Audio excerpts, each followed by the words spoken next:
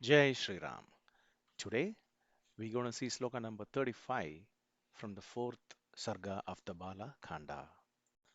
The Sloka goes like this. Imau Munī Pārthivalakṣaṇānvitau Kuśīlavau caiva mahātapasvinau Mamāpi bhūtikaraṃ pracakṣate Mahānubhāvaṃ caritaṃ Nibodhata. This sloka means Sri Ramachandramurti continued saying, listen to these two great ascetics, Kuśa and Lava, endowed with royal qualities and great in austerities, narrate a noble story that is conducive to my well-being too. The word by word meaning goes like this.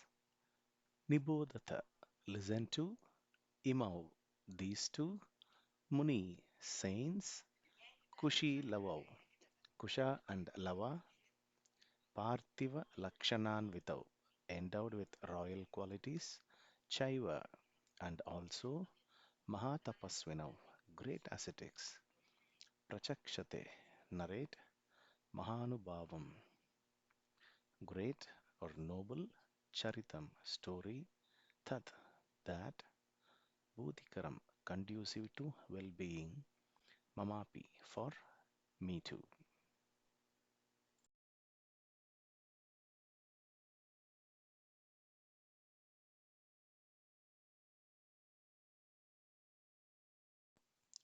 Jai Shri Ram.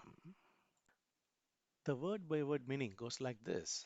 Taucha, both of them, agayatam, sang, maduram, sweet or melodiously, api, and also vyaktam, very clearly, swanchita ayata niswanam, effectually with clarified voices, tantri layavad, rhythmic like string instruments, atyartham, exceedingly, vishruta artham, clearly meaningful or well understood.